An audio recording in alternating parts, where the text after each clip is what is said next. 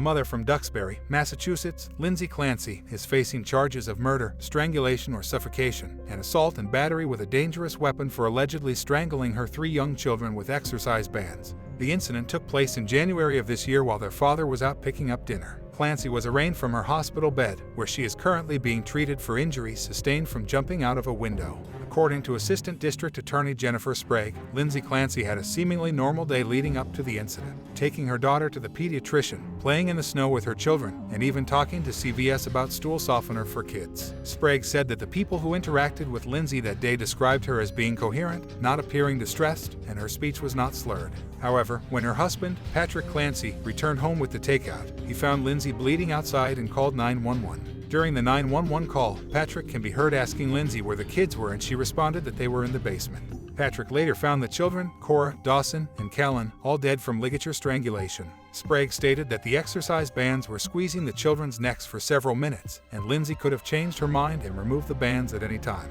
Lindsay's defense attorney described her as a loving and adoring mother, a dedicated nurse who was overwhelmed by the medications she was taking. However, the prosecution claimed that she sent her husband to pick up the takeout, knowing that it was further away, so she would have more time to complete the murders.